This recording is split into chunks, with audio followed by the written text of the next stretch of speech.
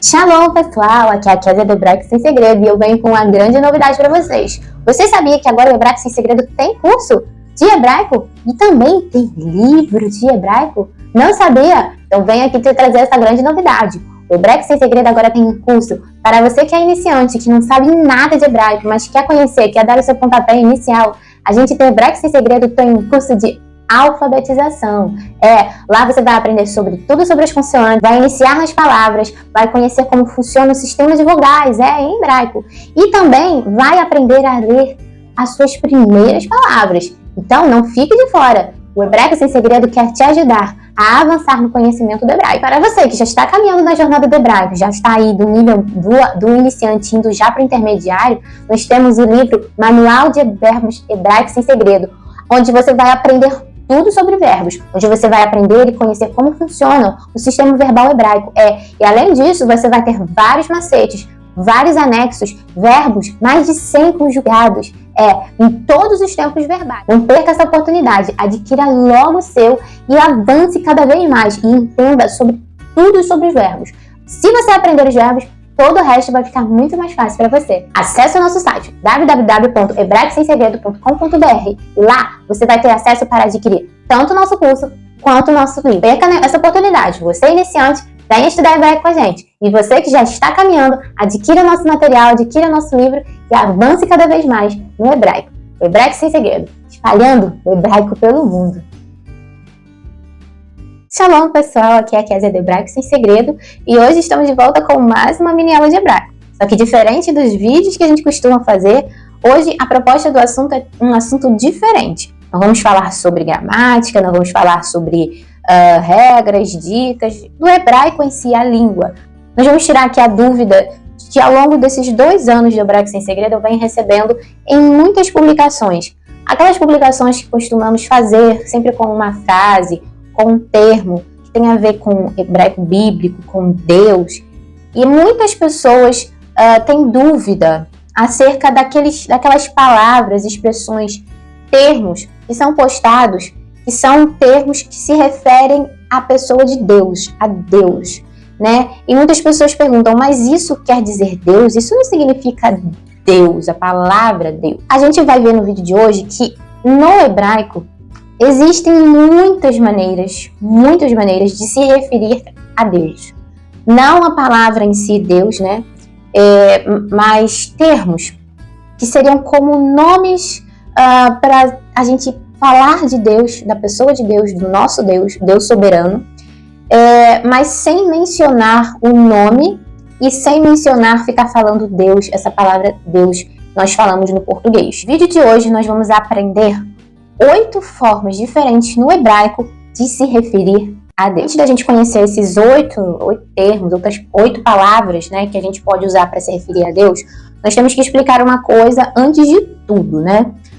No hebraico, na Bíblia, há um nome original para Deus, há um nome que é o nome que está sobre todo nome, aquele que é considerado que não deve ser falado, não deve ser pronunciado, né? É uma obediência não apenas em respeito a Deus, mas uma obediência ao mandamento, né? De que nunca dizer o nome dele em vão. As versões do português, das Bíblias no português, elas trazem a tradução do eu sou, né? Aquela palavra, esse termo, né, que foi trazido para nós como grande eu sou. Quando Deus se revela a Moisés, lá no início de todas as coisas do povo de Israel, e ele se revela a Moisés como grande eu sou, né? Só que a gente bem sabe que no original não é exatamente isso que quer dizer, né? A gente tem aqui no português a tradução de eu sou, né? Como se o sou, o verbo, ele estivesse no tempo presente, né? Eu sou, apenas. Só que lá no original, o verbo não está, é o verbo ser, né? O verbo ser é o verbo que é usado tanto para o ser, para o estar, quanto para o ter também é usado. Então é um verbo que ele amplia esses 3 sentidos, né? O ser, o estar e o ter. E ele está numa conjugação que não é no tempo presente, ele é no tempo futuro. Seria serei o que serei, né? Ele fala eu sou o que sou na versão do português E na versão lá dos originais, ele diz que seria, que a gente está traduzindo, seria eu serei o que serei. Né? E isso é visto como a seguinte forma, é visto como Deus que está além do tempo, né? E Deus de fato está além do tempo. Deus não está sujeito ao tempo humano. Então aqui a gente entende as três esferas. Ele era, ele é e ele sempre será. Então ele é o Deus que está acima do tempo. Ele é o Deus eterno, né? Ele não tem começo, ele não tem meio, nem tem fim. Ele é eterno. Ele abrange todas as coisas, o ser, o estar e o ter. Porque ele é tudo, ele está em todos os lugares e ele é dono de tudo, né? E as letrinhas que são usadas, né, nessa palavra, nessa tradução, são as letras que são chamadas de tetragrama, né? E são essas 4 letrinhas aqui, ó, começando com a letra Yud, depois uma letra Rei, depois uma letra Vav e depois novamente uma letra Rei. Então nessas 4 letrinhas aqui é que estão lá nos originais, essa formação desse nome, né, dessa apresentação que Deus, o próprio Deus, se faz para Moisés. E essas consoantes aqui que são usadas, que aparecem lá e que são muito conhecidas. Tem aqui um conjunto de letras que, na verdade, não se tem assim, uma noção exata, né? Não tem uma forma correta de se pronunciar, né? Por isso que é dito que é impronunciável, né? Não tem como a gente dar nome para aquele que está acima de todas as coisas. Mas, tanto no meio evangélico, quanto no meio cristão em si, enfim, no mundo todo, existem 2 formas, né, para se referir a esse nome. Que foram formas de quê? De criarem ali uma forma de se dizer esse nome. Então, o que aconteceu? Preencheu-se essa palavra com vogais, né, vogais, para que nós pudéssemos dizê-la, pronunciá-la de alguma forma. Então, essas 2 formas que muitas pessoas falam, usam, e você vai ouvir muitas vezes por aí, é Jeová, ou Jeová, né? Jeová, ou Jeová. E a outra forma é Yahvé, ou Javé, né? O Jeová e Yahvé, ele seria a forma mais pro hebraico mesmo, uma leitura, como se fosse uma leitura no hebraico. Mas a versão Javé e Jeová é uma versão que veio para cá, de origem hispânica, né? O Yud acabou virando Jota e tudo mais, então acabou virando Jeová e Javé, e é a forma como a maioria das pessoas acabam utilizando. Então, explicado isso, né? Explicado a origem do tetragrama, a origem do nome de Deus, esses termos que são usados, que não são originais, mas são muito usados, né, por muitas pessoas no mundo afora. Entendendo isso, agora a gente vai ver quais outras formas nós podemos nos referir a Deus, sem a gente usar o tetragrama, é claro, sem a gente pronunciar, respeitando, tendo temor, né, essa palavra, tendo temor ao nome de Deus, né, ao nome do grande eu sou. Então a primeira forma como a gente pode se referir a Deus é com essa palavra aqui, ó, El. El é uma letra Aleph e uma letra Lamed. Essa palavra, ela literalmente significa Deus, tá? Aqui no português, a gente se refere ao Deus soberano como Deus, né? Só que o Deus com D maiúsculo, tá? Não é Deus com D minúsculo, não. A gente se refere a ele sempre com D maiúsculo, dando a importância que ele deve ser dada, né? Então, essa palavra El, em hebraico, ela significa Deus. Deus, mas esse Deus, o Deus com D maiúsculo, Deus, o nosso único Deus, tá? Então essa é a primeira forma, é uma forma básica de se referir a ele, tá? É uma palavra muito usada no hebraico, tá? De todas essas eu diria que é a menos, mas ainda assim é muito usada, tá? É uma palavra simples, El, significa Deus mesmo, Deus. A segunda forma é uma forma também muito usada, essa aqui é uma das mais utilizadas, tanto no hebraico, tanto aqui para nós, aqui falantes de português, em outros países, é muito utilizada até porque ela está na Bíblia, né? Ela é uma palavra que está na Bíblia justamente para se referir a Deus, que é essa palavra aqui, Elohim, né? Você vê que o início dessa palavra é também com a letra Aleph e logo seguido do Lamed, né? Como se ela derivasse da primeira palavra El, e é de fato. É como se aqui a palavra Deus estivesse num plural, tá? Mas não quer dizer que esteja falando de um plural, tá? Mas aqui a gente está essa palavra utilizada na Bíblia, tá? Bíblia hebraica, Bíblia cristã, para se referir a Deus, ao soberano, soberano Deus. Então, é uma variação que a gente pode encontrar em muitos lugares. Elohim, Deus. A terceira forma é uma variação da segunda forma, que é Elohim, né, que a gente viu. A terceira forma é essa palavra aqui, Eloquim. Eloquim. O que acontece com essa palavra aqui? Aquelas pessoas, assim, que são muito, os mais religiosos, mais, assim, tem muita atenção e cuidado em obedecer aquilo que a gente falou, temor, a ficar dizendo o nome de Deus em vão, a ter respeito, né, temor. Essas pessoas, o que elas entendem quando elas usam essa palavra? Para elas não acham certo usar a palavra Elohim, porque também é uma forma de se referir a Deus e seria também um desrespeito ficar usando essa palavra. Então, o que aconteceu? Eles substituíram a letra Rei, como vocês podem ver, e colocaram a letra Kuf. E nessa apresentação da letra Kuf, mudou para o som de Eloquim. Ou seja, muitos usam essa forma para se referir a Deus, mas como a letra foi mudada, entende-se que essa palavra que a gente pode dizer, tá? Mas essa palavra aqui, originalmente, ela não existe. Ela é considerada um erro ortográfico em hebraico, tá? Ela é considerada um erro.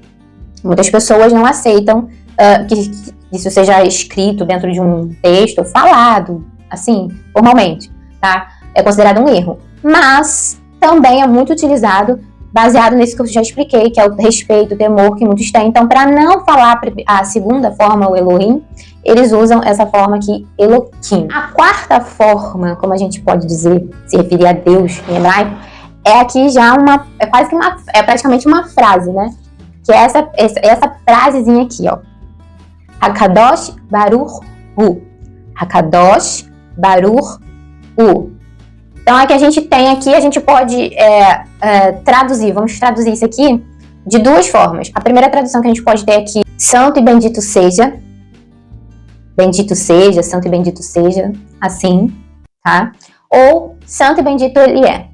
Então, essas duas formas eu posso interpretar esse termo todo, praticamente é uma frase, né? Hakadosh Baruch Hu. Esse termo é muito utilizado em canções em hebraico, né? Muitas canções religiosas, canções de vários cantores hebraicos, se você pesquisar no YouTube, sempre você vai achar muitos. E, geralmente, você vai ter nessas canções usando essa palavra, em textos também, em orações, enfim.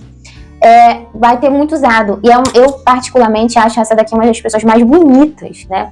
Porque aqui ela está dando adjetivos para Deus, né? Santo e bendito seja, ou santo e bendito ele é, né? É uma forma completa de, na verdade, até adorar a Deus, né?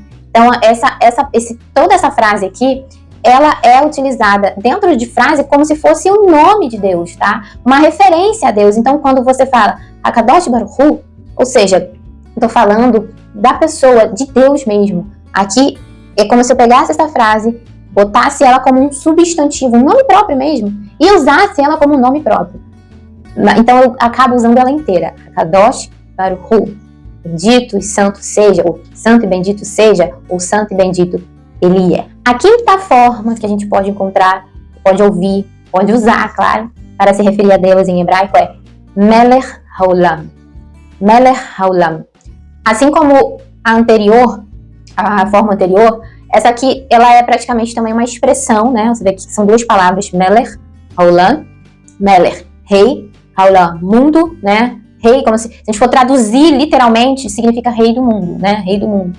E muita gente tem essa dificuldade, né? De entender, rei do mundo, então, como assim Deus? Como é que se refere a Deus se aqui está escrito rei do mundo? Mas eu pergunto para você, quem é o rei do mundo? Quem é o rei do mundo? É Deus. Nosso Deus é o rei do mundo. Né? É Ele quem manda sobre todas as coisas, Ele quem governa todas as coisas.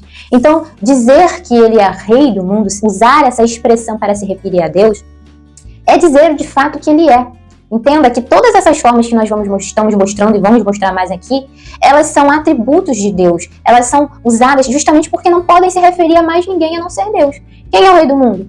Deus. Então, Melech Haolam é uma expressão também usada, assim como a anterior, como um nome próprio. Ela é uma expressão que dentro de frases, de canções, de orações, declarações, como se fosse um nome próprio. Ao invés de usar a palavra Deus, ou qualquer outro nome para ele, eu use essa expressão no lugar. A sexta forma é uma forma parecida com Melech Haolam anterior, né? Que é Borei Haolam. Borei Haolam. Borei Haolam, ele quer dizer, literalmente, a gente traduzindo aqui, significa o criador do mundo, tá? Vê que é parecido, né, com o anterior, que era rei do mundo. Se a gente traduzir Borei Haolam, ele é criador do mundo. Aí eu faço a mesma pergunta para você. Quem é o nosso criador? Quem é que criou todas as coisas? Deus. Então, Borei Haolam também vai ser usado em canções, em declarações, em poemas, em orações, enfim. Ele também é uma pequena expressão, né? Uma construção, que também vai ser entendido como um substantivo para usar em frases, como se fosse um nome próprio. Ao invés de você usar a palavra Deus, você vai usar essa expressão para se referir a Deus. Borei Haolam, criador do mundo. A sétima forma é uma forma, assim, bem legal também, que é também das mais utilizadas, que é também umas formas mais simples. E você vai ver muito também, esse mais aí na boca das pessoas, ou seja, na linguagem do dia a dia, nas conversas. Ao invés de dizer qualquer uma dessas palavras que a gente viu aqui até agora, as pessoas vão usar mais essa, que é a palavra, é o termo Hashem. Hashem, que traduzido para nós aqui no português, ele significa literalmente o nome, né? Shem é nome em hebraico, e ele tem aqui o artigo na frente, Ha. Então, Hashem acaba ficando o nome, né? O que é, assim, é o sentido, né? O nome de Deus é o nome. Como eu disse aqui, é o nome que está acima de todas as coisas. O nome que está acima de todo nome. Então, para não usar nenhum termo, para não se usar nenhuma dessas opções aqui que a gente está apresentando, e não lá mencionar o nome original, então a gente vai as pessoas, quando inventaram essa forma aqui de dizer, elas vão assim, então, vamos referir a ele como nome. O nome poderoso, a gente não vai falar o nome, mas a gente sabe o valor e o poder desse nome. Então a gente vai dizer Hashem, que é o nome daquele que é dono de tudo. Então essa daqui é uma das formas muito, muito usadas para se referir a Deus em hebraico, Hashem. E por último, estamos aqui com a oitava opção, que assim, é uma também muito utilizada, mais em canções também, em texto, você vai escrever alguma coisa, ou até nas orações, né? É uma, assim, eu acho ela muito bonita, apesar de não ser, assim, ser muito falada, né? Falada, é uma das mais bonitas. Abba, Sheba Shamayim. O que essa expressão quer dizer? Abba, né? Abba, a palavra Abba a gente já conhece, que é a palavra pai, né? Pai em hebraico, ou papai, assim, uma coisa assim mais íntima. É uma coisa assim, um pai, mas seria mais como papai. E Sheba Shamayim aqui é uma construção dizendo que pai que está nos céus, né? Shamayim é céus, né? E aqui a gente tem uma preposiçãozinha, na verdade tem aqui duas preposiçõezinhas, né? O que é o she e o be, que aqui a gente não vai explicar, senão a gente vai acabar entrando em gramática, mas são preposições que juntando elas dá esse sentido.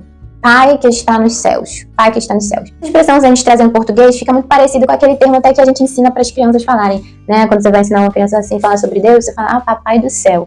Se a gente fosse traduzir, a gente poderia traduzir dessa forma, né? Abba Sheba Shamayim quer dizer pai que está nos céus, ou papai do céu, né?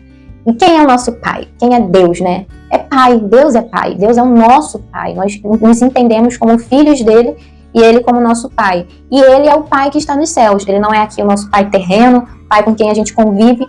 Ele é o que está lá nos céus, né? É assim que a gente crê. Então, Abba Sheba Shamayim é uma forma, assim, muito diferente, mas uma forma muito linda de se referir a Deus. Eu espero que você tenha gostado, que tenha ficado tudo claro para vocês e que vocês possam aí, com o seu aprendizado, nos seus escritos, nas suas canções, quem sabe, que vocês escrevam, que vocês ouçam, que vocês já entendam que dentro desse contexto, no contexto de letras, de canções, de fala, essas palavras, elas são usadas nesse sentido, de se referir a Deus. Então, esse foi o nosso vídeo de hoje. Espero que você tenha gostado e a gente te aguarda para a próxima aula de hebraico aqui com o Hebraico Sem Segredo. Shalom!